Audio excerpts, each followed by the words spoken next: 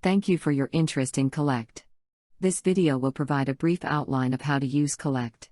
We will go through three main areas of the system: clients, debtors, and the work in progress. On the client screen, you will see the demographic information on the left, and summary of accounts on the right. Along the bottom, you will see the tabs for the client subrecords. Going through some key fields: alternate client number, user-defined if you use an alternate number format. Owned by client number, if this client is a branch office of a larger corporation, you can enter the parent client. Status and operator, these are fields for tracking purposes only. Type, if you report to the credit bureau, this field will contain the creditor classification code. Otherwise, it is a user-defined field. Class, this will likely always be collections. Category, most clients will be standard, but you can also select prospecting, master, or parent, legal, or forwarding. Client listed date, the date the client was created in the database. Listed date, the most recent debtor listed date. Work date, the most recent debtor work date. When you click on the Advanced button, it will take you to a form where you can set the options for the client. The top left is where you set the remittance type and frequency, or billing period. If you charge convenience fees on electronic payments, it must be enabled on a client-by-client basis. Recovery rate calculation is the success rate on the client and is based on paid over listed. You can control if the formula uses all accounts, just closed accounts, or a custom formula. There are three fee options in Collect: flat dollar, flat percentage, and scaling percentage. The optional fee setup is where you would enter a flat dollar amount, if that is the fee structure that you use. The commission tab is where you would enter the commission rate. If you select a rate plan, any value in rate 1 will be ignored. If you don't use a rate plan, enter the primary rate into rate 1. You can enter more rates into rates 2 to 4. For example, if you have a rate of 25%, but you want to recover 100% of fees, you can enter 25 into rate 1 and 100 into rate 2. In the Apply to section, you would then check the boxes that each rate applies to. Taxes is the same concept as commissions in terms of entering rates and checking the boxes in the Apply to section. Please note that the tax is calculated on the commission amount, not the payment amount. Debtor sort order, this controls how debtors are sorted when statements are generated. Variable interest rates file, variable interest is an optional module. The file name in this field will be used to calculate the rates for this client's debtors. Please refer to the help documentation on the remaining checkboxes. New accounts, values filled in the Assign Sales ID to new accounts and Assign Operator ID to accounts will fill in the debtor when new accounts are created.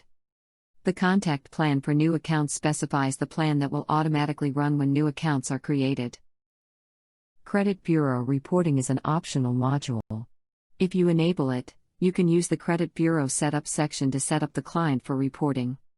The original creditor fields apply primarily to debt buyers who need to report the creditor. Please refer to the help documentation on Credit Bureau reporting for more information. The following tabs are available on the client form: debtors, all of the accounts placed by this client. Invoices, the invoice history for the client. Payments, the payment history for the client. Notes, these are notes that you can enter specific to this client. Contacts, these are contact events that will appear in the work in progress. If you use Collect for sales, you can create a work in progress for your sales staff based on client events. Attachments, any attached document for this client.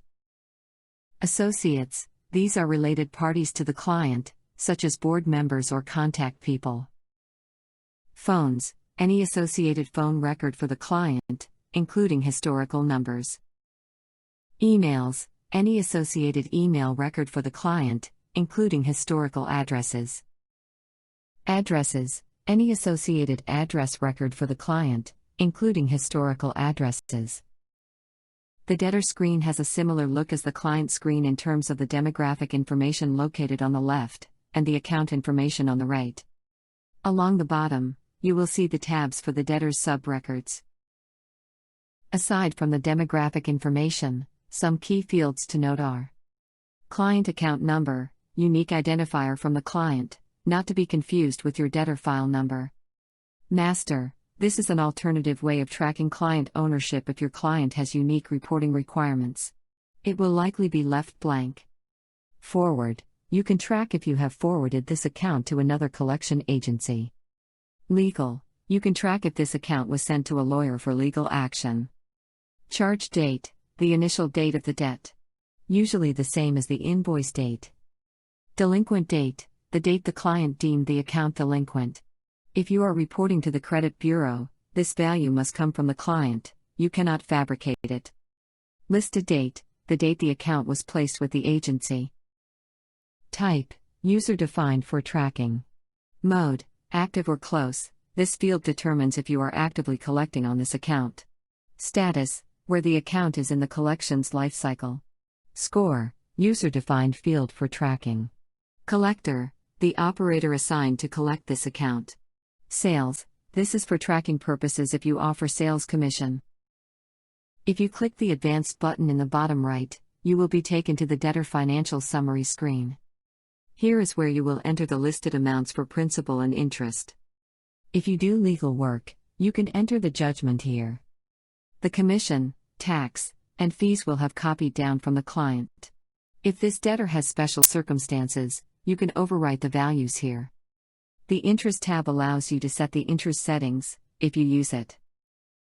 The following tabs are available on the debtor form. Notes, these are notes that you can enter specific to this debtor. Contacts, these are contact events that will appear in the work in progress. Attachments, any attached document for this debtor. Co-signers, these are related parties to the debtor, such as spouses, relatives, and employers. Transactions, this is anything and everything to do with money, including principal, fees, and payments. Detail, these fields are used to store the banking information for checks by phone. Collect has a built-in payment processing module that allows you to process credit card and ACH payments via our partners in a PCI-compliant environment.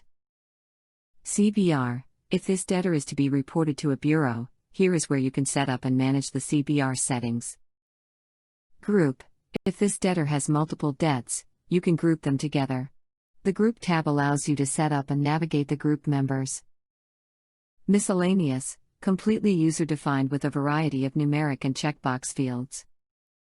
Phones, any associated phone record for the debtor, including historical numbers. Emails, any associated email record for the debtor, including historical addresses. Addresses, any associated address record for the debtor, including historical addresses. The work in progress is where users will spend most of their time working. The filters at the top allow you to refine the WIP list. Any of the columns are sortable. When you click the Reload button, you get access to the date and operator filters. The operator field is only accessible for managers, or operators with the group option enabled. If you click the WIP Options button, you get more options to configure your WIP list. Some key items are: Force Feed, forces the user to work the WIP in the order set in the WIP Sort field. WIP Sort, sets the default sort order for the WIP when reloaded. Enable Elapsed Time Counter, when enabled, Collect will track how long users are on an account while working the WIP and store the value in the elapsed field of the applicable contact. Future Contact Not Require, if checked, Collect will not check the account for a future dated contact. This is not recommended for collectors as it can orphan the account. Load Contacts for Group, this is primarily for a team leader to be able to see all the team's open contacts in a single list. Show All Mode, by default, Collect will only show contacts for debtors with mode active. This option allows users to see all modes, including suspended or closed. Defaults for new contacts, this section allows you to set your defaults for new contacts. If you modify anything, use the Save as Default button to save the changes. The OK button will only store the changes for the current session. Changes will only apply to the currently signed-in operator. To make changes for all operators, sign in with Operator 99. Please note that if a user already has a custom configuration file, changes with 99 will not affect the operator's configuration. Right-clicking the column header for the to-do list, and selecting Insert or Remove field, allows you to select which columns will appear in the WIP list. Clicking a WIP list item will open the debtor account with the current WIP event highlighted in the bar above the tabs. From here you can review the account, proceed with the necessary action, then click the bar to manage the current WIP event. The next few slides will go over different ways of working an account. Typing a note line, such as a call result, then clicking OK will prompt you to take an action on the current event.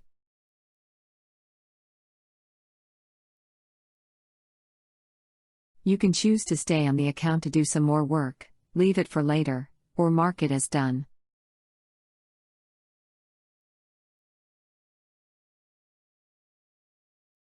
If you select Mark as Done, it will then prompt you to create a follow-up and return you to the WIP list.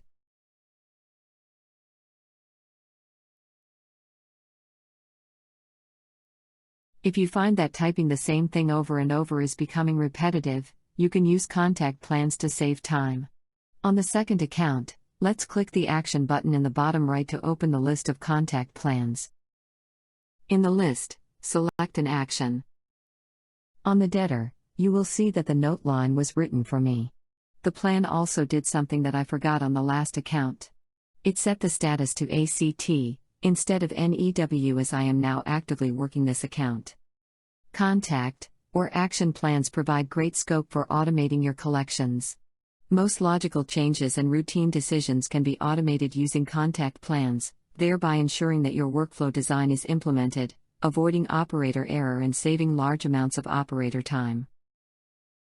Now on this third account, let's say that your collectors are becoming more familiar with the system, and they want to improve efficiency. Rather than clicking the Action button, they can type the 3 or 4 character code into the Run Plan field, then press Enter.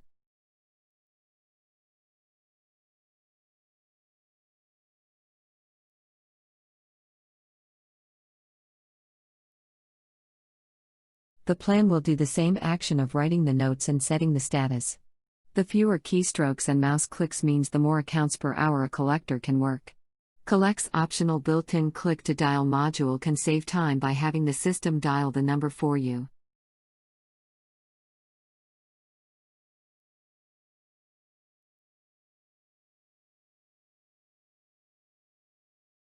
On this last account, let's say we got a hold of the debtor and they want to make a payment arrangement. In the Run Plan field, we will type in the code for our payment arrangement plan. On the pop-up form, let's fill in the applicable details of the arrangement. For our example, this debtor wants to do monthly payments on the first of each month for $100. Once submitted, the plan will write the note lines and update the status. The plan will also remove any queued-up dunning letters so they don't get sent. In their place will be an acknowledgement letter and the promise contact that will manage this arrangement. The actions of this and any other contact plan, along with most aspects of the system, are completely customizable to suit your needs. New business files are brought into Collect using the Import module. A range of activities are available to you when importing data, including importing clients and debtors, updating existing accounts, assigning operators, running contact plans on new and updated accounts, and adding fees, interest rates, and commission rates. The functions available in the Import module are the first aspect of Collect's many automation possibilities. Batch processes can be scheduled to run unattended according to the frequency, day of week, and time you determine. The most common batch processes include data imports, printing batch letters or sending files to a letter service, generating statements, credit bureau reporting, reconciling ACH or credit card transactions, or system-wide recalculations. Along with contact plans, batch processes are key parts of Collect's automation potential. Collect comes with a large number of industry-standard reports that you can use as is, add your own branding, or edit for your more specific purposes. Some reports are simple, others, such as the spin-down report and the interest reports, are very complex. All will save you time. Report categories include debtor letters, summons, checks, promise management letters and reports, operator analysis reports, financial analysis reports, client analysis reports, month-end statements and checks, and custom, user-defined reports. For a live evaluation of Collect, please visit collect.org/evaluation to download a trial copy. For information on the settings, please refer to our help documentation. Thank you for taking the time to evaluate Collect. If you have any further questions, please email sales@collect.org.